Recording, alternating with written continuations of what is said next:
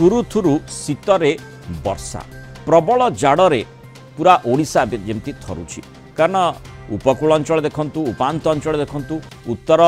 भाग देखंतु दक्षिण सबुठी अति भीषण शीत वर्तमान परिलक्षित होची शीत लहरीर द्वारा लोके अतिष्ठ सर्वनिम्न तापमात्रा स्वाभाविक ठू कम रहुथिबारु प्रबल ठंडा लोके सहुछंती पारद पूरा तल मुहा रही 15 सहर तापमात्रा 10 डिग्री तले रेकर्ड करा जायछि एबे एई शीतरे भी आसंता 5 दिन पई राज्य रे वर्षा हेबार संभावना रही 17-18 तारिख में दक्षिण ओडिशा रे वर्षा हेबो गंजाम गजपति कोरापुट रायगड़ा रे वर्षार संभावना रही 19 रु 21 तारिख पर्यंत उपकूल ओडिशा रे वर्षा हेबा नै पूर्वानुमान करिछि आंचलिक पाणीपाग विज्ञान केन्द्र जिलागुड़िक हला पुरी जगतसिंहपुर खोर्धा गंजाम गजपति रायगड़ा कोरापुट मालकानगिर एवं नवरंगपुर पवनर दिगरे परिवर्तन होउथिबारु राज्य रे हल्कारु मध्यम धरणर वर्षा सह बिजुली घड़घड़ी भी संभावना रही वर्षा जोगु रातिर पारद मध्य बढ़ी पारे अर्थात सामयिक शीतरु टिके आश्वस्ति मिली पारे किंतु पाग निश्चय कोहला रहिबो कारण दिनर तापमात्रा जदिओ ह्रास पाइबा सह पवन मध्य प्रवाहित हेबो वर्षा एवं कोहला पाग द्वारा दिन में लोके अधिक शीत अनुभव करें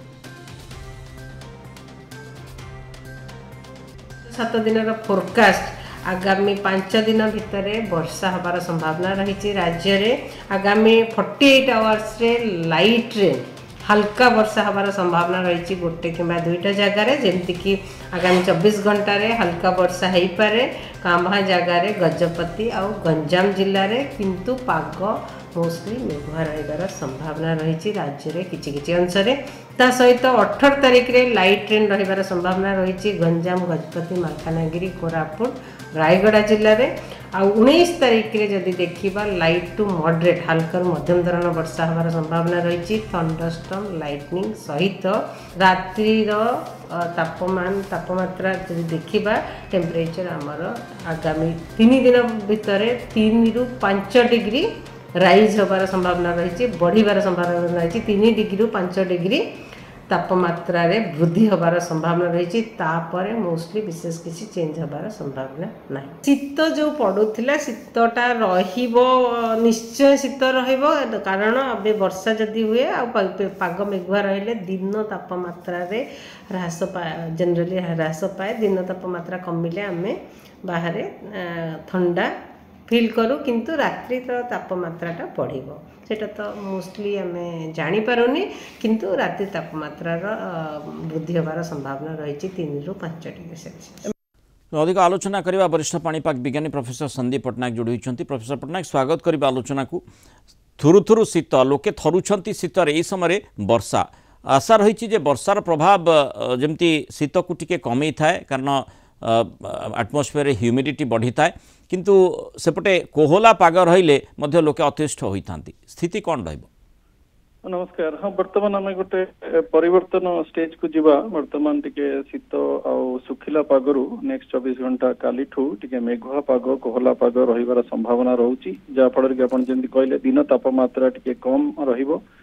दिन रे टिके ठंडा अनुभूत हबो राति तापमात्रा किंतु बढ़िबो जोड़ा सर्वनिम्न तापमात्रा रहुला सिंगल डिजिट आड़े पड़ूला बर्तमान से वृद्धि घटो किंतु ये जो सिस्टम जो अवधिटा रोचे 18 रु नहीं कि 21 तारिख पुणी देखिए 22 परे आपणकर उत्तर पश्चिम जो आम ओडिशा जिला मैंने रोचे से पुणी शीतर प्रभाव फिल करेंगे अनुभूति करेंगे कारण बर्तमान उत्तर भारत में प्रबल मात्रा शीत चली उत्तर पश्चिम वायु बहुत सक्रिय अच्छी तेणु पुणी 22-23 पर शीतर आरंभ हम आईटा पुणी 25 तारिख आड़ को मत लगुच संपूर्ण ओडिशा रे व्याप्त हम आथरक लगुच शीत बेसी समय अधिका शीत मत लगुच कारण ये लघुचाप क्षेत्र बर्तमान जो दक्षिण पश्चिम बंगोपसागर अच्छी से घनीभूत हम उत्तर पश्चिम दिगरे जीव किंतु संपूर्ण से स्थल भाग आड़े पशि पारुनी कारण उत्तर पश्चिम वायुर प्रभाव रोचे तेणु से 21 तारिख पर तार दिग परिवर्तन कर संभावना रोचे उत्तर रु उत्तर पूर्व को से जगह से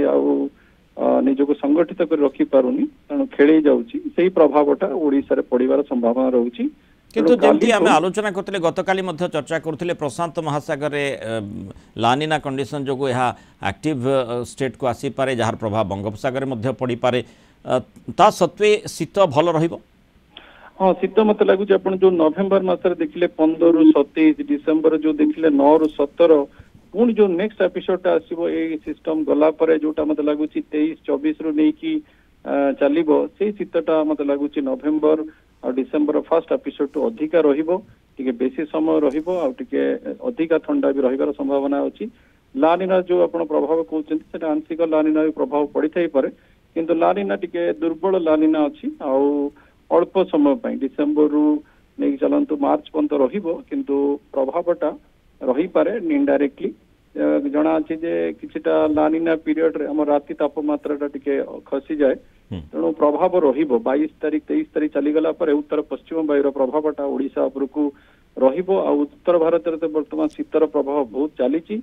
ओडिशा खाली जो लघुचाप सिस्टम पाई कि 18 रु 22 तारीख रे टिके शीतरु माने ये आश्वस्ति मिलिबो किंतु पुणी 23 तारीख रु शीतर प्रभाव आरंभ माने नुआ वर्ष रे भल शीत लोक अनुभव करिवे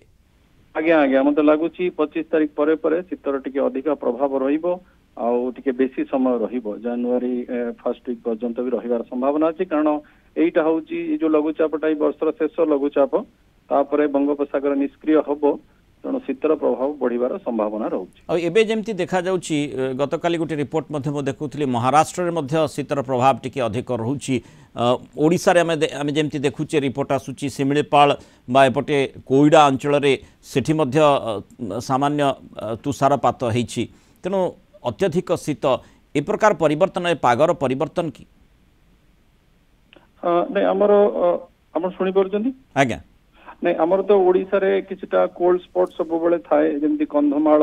आउ तापरे उत्तर सुंदरगढ़ और मयूरभंज ये सब कोल्ड स्पॉट थाए कारण सेठी वेजिटेशन थाए आपण जो कहले महाराष्ट्र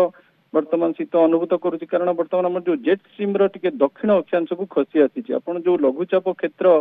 स्थल भाग आड़ को पशि पारुनी तार मेन कारण होची जेट स्ट्रीम टा टिके दक्षिण अक्षांश को पड़ी आसी आ तार जो दिगटा रहउची दक्षिण पश्चिम रु उत्तर पूर्व को तेइतिपाई कि से समुद्र पाखापाखी अंचल निजर शक्ति संघर्ष करुची आ शक्ति हराउची आ जेट स्ट्रीम टा टिके तळु को पड़ी आसीची बोली वर्तमान आपण जो कहछन दक्षिण जो महाराष्ट्र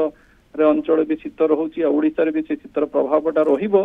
आ ओवरऑल आपण जदि गोटे बड़ पर्सपेक्टिव रे देखिबे आमे गरम अवस्था रे ही अछु कारण बहुत जगह रे गरम कंडीशन रहिची ऋतुचक्र रे परिवर्तन आसुची किंतु आमे जदि ए वर्ष आकलन नबा डिसेम्बर मत लगुच 22-23 पर ओडिशा रे गोटे भल शीत अनुभूत हबार अच्छी और बेसी समय अधिक शीत हबार भी संभावना रहुची। बहुत बहुत धन्यवाद प्रोफेसर संदीप पट्टनायक आलोचना मत रही मतामत रखि।